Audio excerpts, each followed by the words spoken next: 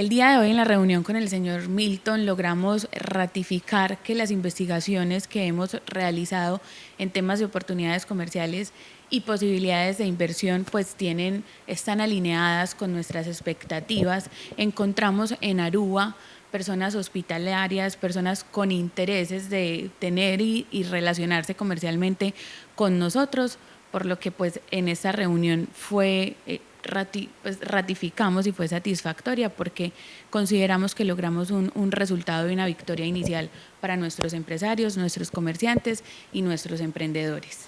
Nosotros nos encontramos en este momento desarrollando con el apoyo de la Cámara de Comercio del Oriente Antioqueño dos investigaciones que están orientadas a comprender las posibilidades de inversión y los mercados externos en los cuales se pueda invertir para los emprendedores y las empresas que están ubicadas en los 23 municipios del Oriente Antioqueño.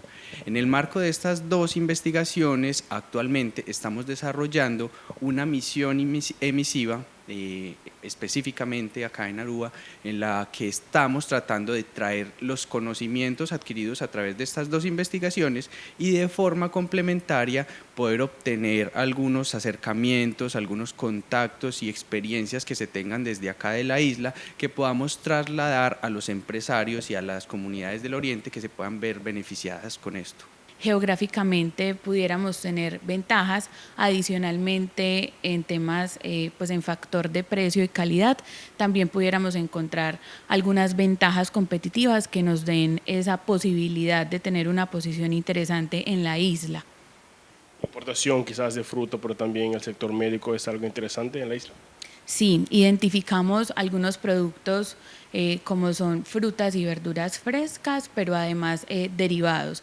Tenemos entonces aguacate, tenemos flores, tenemos banano, pero adicional tenemos el sector de servicios, prima el sector de servicios en temas de salud inicialmente.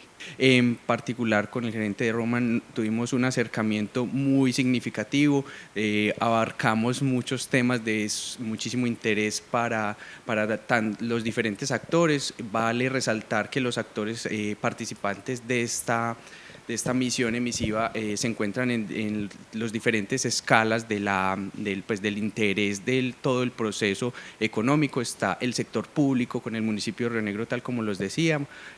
Adicionalmente también está el sector empresarial con algunos empresarios del Oriente Antioqueño en unos sectores que han sido priorizados en esta investigación.